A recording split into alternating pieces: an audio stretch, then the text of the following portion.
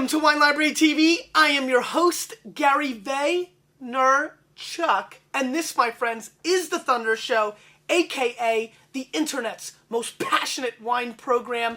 And for lack of a better word, I am extremely humbled by having, with all due respect to Jancis Robinson and Jim Kramer and Randall Graham and all the wonderful guests that I've been able to be so fortunate of having, I am not sure if this is not the grandest of guests, because this is a winery, and this is the first time we've ever met, and I'm in love with this character already. I am fully excited about this episode. Nicolas Joly is a legend, and I think this is going to be one of the more interesting episodes of Wine Library TV. Anytime we can talk about Sauvignon, Loire Valley, anytime we can talk about biodynamics with a gentleman of this caliber, I'm going to kind of shut up, which is a rarity on this show, or I'm going to try, I'm not going to accomplish it. You can see decanting, you can see copper-colored white wines. Guys, this is going to be an education, and you don't even have to pay for it. Nikolai, thank you so much for being here. Thank you very much. Thank you so much. Why don't you tell all the Vaniacs out there, the tens of thousands of people that are watching this episode, why I'm so excited about having you here? Who knows? Why don't you tell them about Well, I'll yourself? tell you what I'm fighting for. I'm fighting since now more than 20 years, 25 probably, for true wines. Now, what does it mean? This is a key question which leads to the understanding of what is biodynamic or what is at least organic. Basically, you have to understand when you drink a wine that the vine is catching with the leaves the climate, is catching with the roots the soil. And these originalities finally were the base of an appellation contrôlée. So all the taste you had in these bottles, which you like or dislike, but all these tastes are based on what nature can achieve with subtleties. Then came what we call modern farming. And finally, if you make it short, modern farming was killing the soil with weed killers and poisoning the sap. The sap is the only way for catching the climate. So that organ which permits you to catch a climate. And the sap is poisoned with systemic, all these treatments. So basically you come up with a crop big, but the characters of the place where the vine grows were lost or strongly weakened. When did modern farming in the wine world start happening, in your opinion? Depends where. You could say basically beginning of the 70s. So if you buy many French wine of the 60s, you will have some sort of emotion. Emotion is a word. I like emotion. Yes. I'm a big fan of Who emotion. doesn't? Yes. But the problem, many of these perfect wines which are on the market today don't create emotions because the taste is mainly achieved in the cellar by a winemaker. Now, I'm sorry to jump in. Yeah, please. Through the 600 plus episodes, you've heard me say it at least 90 dozen times. It's made in the vineyard, it comes from the land, and the science projects that go on within the winemaking rooms, the dungeons as I call them, they become soulless. Yeah, that's it. That's exactly it. And you see, in this group we made, what I'm shooting for is finding personalities. Now you have a guy who can talk slang, he has something to tell. You have a guy who can be very sophisticated, who says things in a soft way, fabulous. But the thing is that if you have a well-educated person beside you at dinner, and that guy has nothing to tell, you get terribly bored. And this is the feeling I have with many wines, I'm sorry to tell. So emotion, let's see what nature can achieve. Now, in the Loire Valley, did the modern winemaking come later, since it's a little bit Probably the 80s, that's what and well, for Bordeaux, I would say mid-70s. Chenin Blanc. Yeah, I am in Chenin Blanc, and I'm asking a lot. I'm on a very old place, which was planted in 1130. So 1130. Yeah. That's a couple of minutes ago. But this this is something I don't know. A couple more minutes, because this is just, so glad to have you here. How did you get into wine? I mean, I know your philosophy. I know about the bio. Fate. I mean, probably like for you. Sure. Fate is a key. Well, my dad took me by the neck and brought me in. Really? It was liquor and beer, so I kind of stumbled on wine. But that was your fate too, your destiny question. too. And fate, you see. So how did it happen? Well, I was working in banking 30 years ago at Morgan County, actually. I dropped it because I said, it's interesting, it's not my life. I was deeply involved with nature, with shooting, fishing, and observing You nature. were a hunter. I was. I stopped a long time ago. You felt bad about it? Not I felt bad. You weren't that good at it the time anymore? was behind. You know, It's I time to would focus not- on Chenin. Well, yeah. And I tell you, it's important because when I came back home on this vineyard, I started with modern farming. When you say came back home, has this vineyard been in your Yeah, family? it was in the family, yeah. And they were always making wine? They were making wine, yes. But they were selling it off? The juice? My or mother making- took care. No, my mother took care of it in a conservative way. That was up to 77. And what was the name of the wine? Calls the same, Really? same. Yes. But you see, the point is that when I started modern farming, I saw the partridges moving away, the soil changing its color, insects were not there, and suddenly I had the feeling that farming have been breaking a music. You know, the music was broken. And then someone Press gave the me pause button. and then someone gave me a book on biodynamics. I said, what the hell? You know, I was a countryman. Bio for me were people from town trying to return to farming. It was not my story. So it came back to me several times, and I started with this, and honestly now it's my life, because what does it mean? When did you start biodynamic farming? 80. In 80. 1980, we were very few.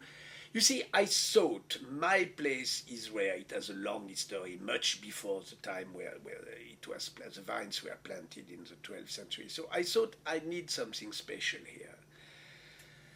How big is the... Small. I have 15 hectares, which is 35 or 40 acres. But I wanted something sur mesure, you know, really, really well done. So I have a landscape. It's strong slopes. I have the river right beside it. I could plant many fields which are within the vineyards as an appellation contrôlée, and I don't do it. So people could say it's not properly managed. But Right. I'm saying, okay, we have to fight monoculture. If you want nature to You can't be half pregnant. that's gotta it. go all the way. That's it. Yeah. That's it. And therefore, have very old vines. You know, people How would old? say from 40 to 70 years old. Mm-hmm. People would say, "Come on, get rid of that, improve your yields, and replant it." But you can't. You know, an old vine, there is a wisdom. You have roots which are 20-meter depths. You can't replicate that. No, you can't. I would lose too much. And the wine that you get from there is a totally different scene Completely. than even your neighbors. Oh yes, completely. And you see, everybody plant clones. Sure. But a clone, let's assume you have 15 guys here. If the 15 are the same, there is no point to talk. You know what they are going to tell. You see? So for me, it was a necessity to have only massal selection. So we take our wood, we give it for grafting to someone, and have maybe 200 or 300 different characters in the vines which a clone cannot achieve. So a population. So you return to all these principles this is organic, this is not yet biodynamic, which permit to the vine to talk. Sure. You want a bottle to talk. You want a song in a bottle. You see? When did you start paying attention to the moon and to the Ah. animals and to all that? In 80, No, Right. it comes slowly. it came slowly. Because you see, now I tell you the story, but that story has been built up and understood in my mind over the last 20 years. This is why I wrote a book, actually, because I want Yeah, let's people talk about that. Well, I want people to take a shortcut, you know. I want people, wine growers and the consumer, to avoid mistakes which have been too heavily made. And step by step, you know, I realized, why do I have a horse?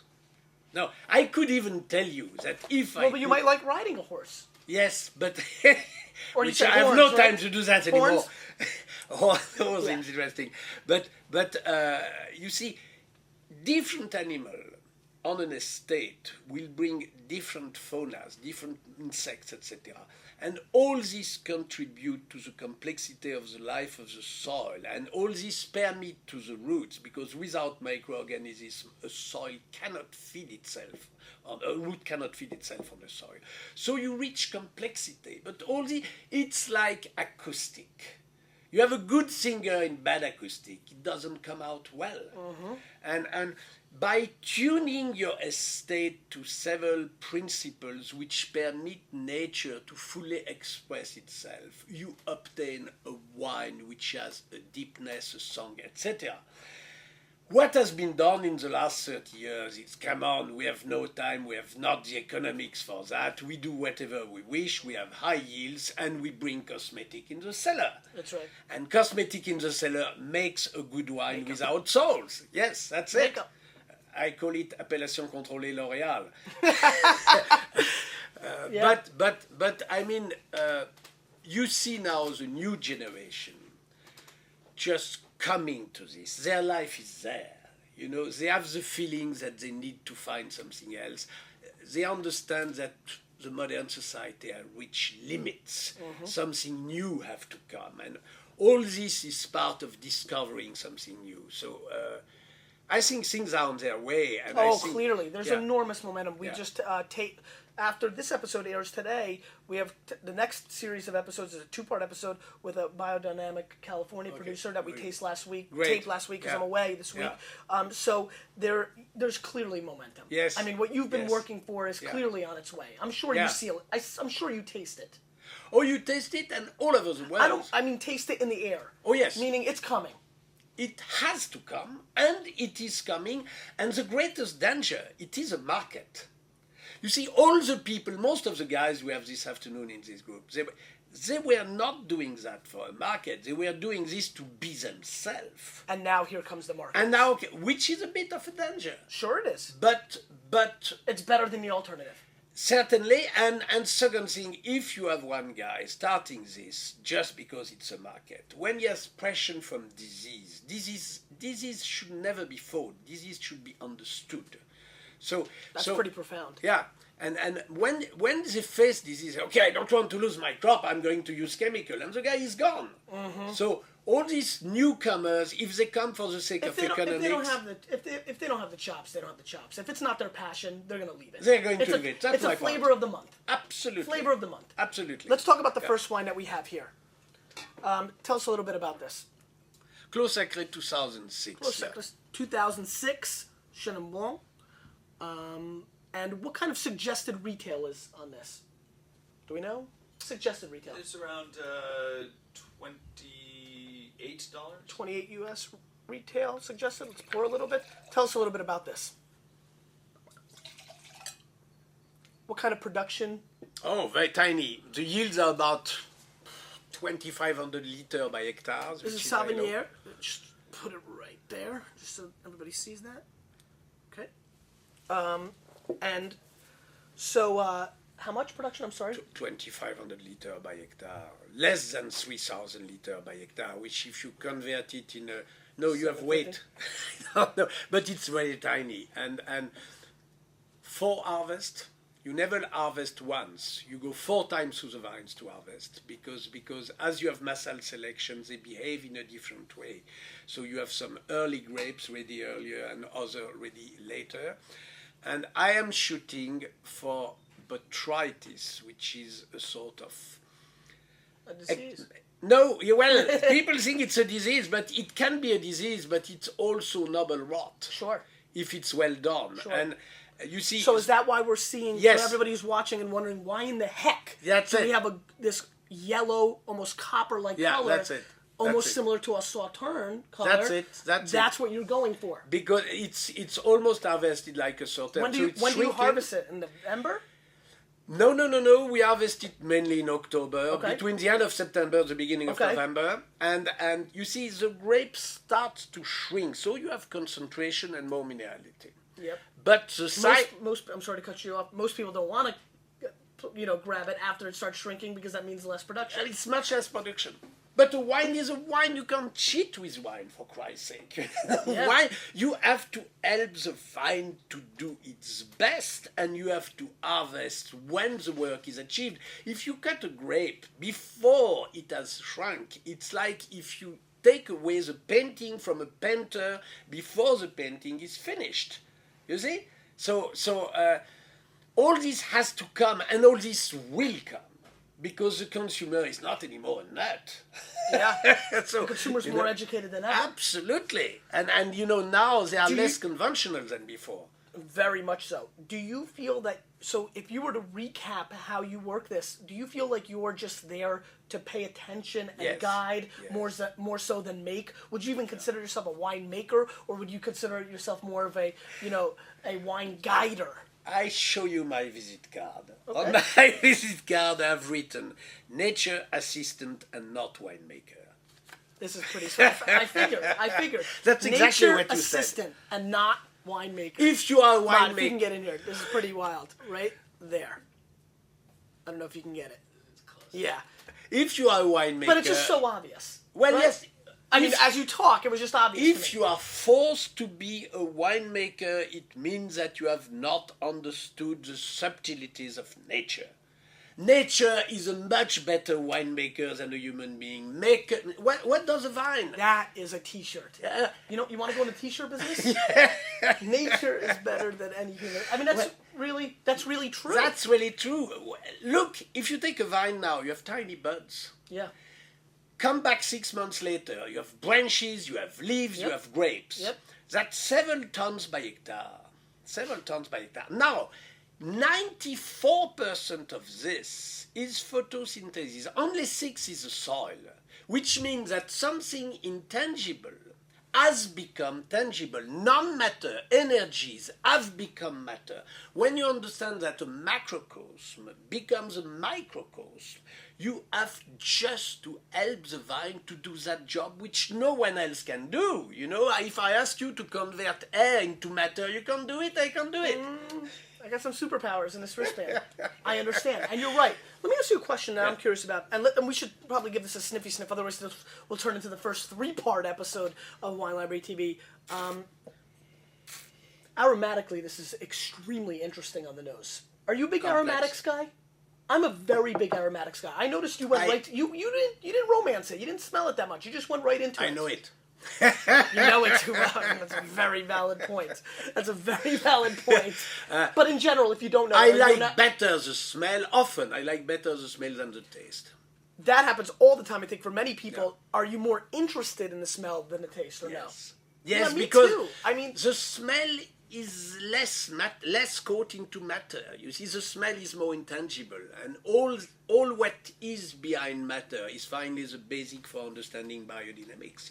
Because when you say to people, I work in biodynamics with 3 grams by hectare of certain preparations, they don't understand it.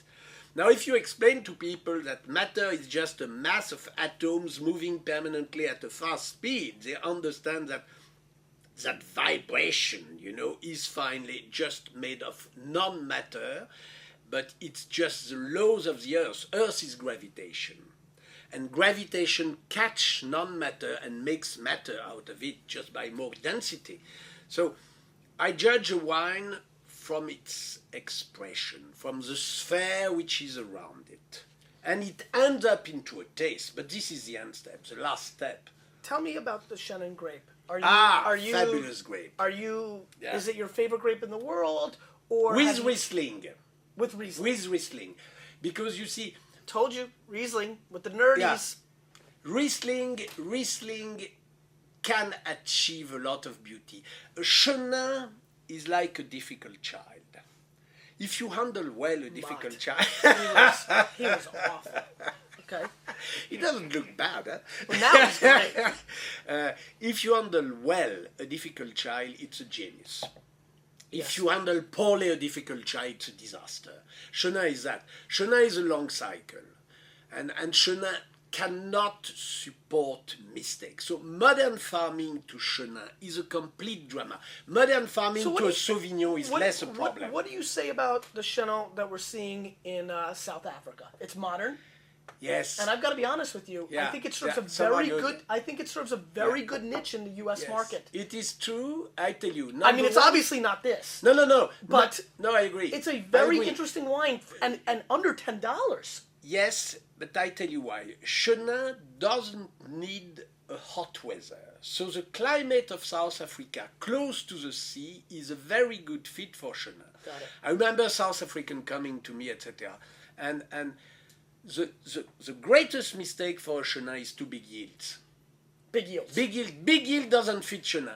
I mean, but there's not a lot. I mean, almost everybody's mistake is big yields. Yes. I mean, right? I mean, Economics. there's clearly Economics, but Dollars and listen, cents. the world is changing. no question. But what's going to happen now? See, I'm worried. Yeah. I agree with you. Over the last 36 months, there's been an amazing movement. Yeah. I think people are getting more into their vineyards. I think Yeah. more positive things are happening. Yes. Sustainable, organic, biodynamic. Yeah. People realize Yeah. you got to take care of your land. That's your source. Yeah.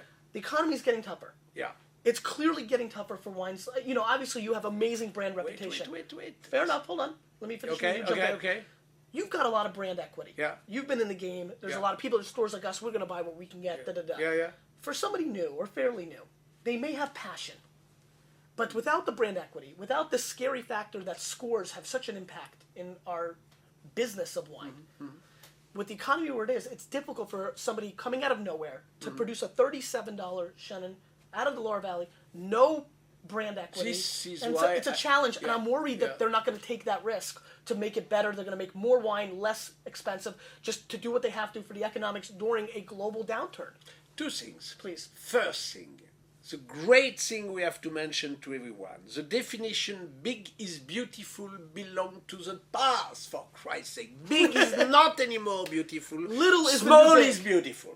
That's the first thing. I agree. So selling a limited number of bottles, not available during all the year, is one answer. The second thing, you have many small wine growers with a real soul for the earth. And heart.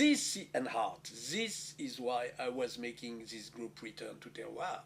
When you see these guys being lost somewhere, they are killed.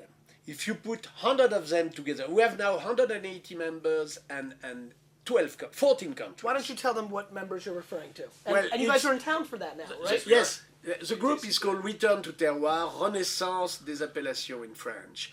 And the idea is just to take people who are certified, because certification is a complete necessity towards the consumer, legal necessity. Certified on biodynamics and certified on organic. And then they go through a testing committee, and we take only 1/3 because it's not because the wine is organic or bio that it Quality? is. Yes, we need a song. And you might not like the person. That Because I you're a don't. pretty elite club. Yes, but you see, I will not. You don't like most people. Who knows? But I tell you, I'm not going to eliminate from the group a guy that I don't like. I'm going to eliminate a guy where the wine have no song. Now, maybe you dislike the song, but if there is a song, I take it in. So if you don't like hip hop, like rap, but you realize it's a song, you'll take them in. Well, maybe not. Not as far as that. Let's talk about this wine real Okay. quick. I'm going to jump around Okay. a little bit. This has enormous amounts of dried apricot on the palate. Yes. Like it just sings Yes. to me. Yeah, I love it, but I don't there's dare also to tell. and there's also almost a copper component, like a penny. I taste almost like a Yes, little bit of a penny. A lot of minerality as well. That's they were saying in French, pierre à fusil. You know that Pierre à stone that you were using on old guns. You know, which Okay. would make a spark. Okay. This is the Gunpowder. definition. Flint? Yeah. Flint. That's it. Yes. And you see, every year my wines are different. I know that. Well, I know that. This is the point. I Having this- thought you were a cheater when I first got involved. No. It's like, no. I mean, they really do, and that goes back to you just treating it as art every year. I am incapable to You're do a that nature myself. assistant. Yes, that's it. Nature can only do that, not you. And this is the point of having each vintage so different. You see? The other thing that I find extremely fascinating, and that a lot of people don't realize, is how well white wine can age. Yes. Has that been a passion Yes. of yours over the last 30 years? I mean, it's starting to happen in the last, 5 to 7 Yes. years. But But I can assume in 1980, in 1985, people were just not open to the fact of, at least definitely not in the U.S. market, that white wine could last more than a year. It's a slow process of understanding, and with it you could tell, drink a white wine at the same temperature than a red wine. This idea that a white wine should be cold is absurd. Absurd. I knew I was going to like this. I have been pushing and screaming on this show Yeah. for 3 years Yeah. that white wine should be at room temperature. Absolutely. No question. That's question. It. End the show. I'm pumped. Yeah. But you know what? I'm thrilled. I would have probably asked you, because I've been asking a lot of people. That has been an extreme passion of mine. Yes, and I mean, look, this wine is now at maybe 18 degrees. It expresses fully. If it was 14 degrees, you would lose 20%. Absolutely. Yeah. It's hiding the flavor. Oh, it's in the habit. So, but sommelier, wine waiter understands that well. Fortunately. Yes, they do.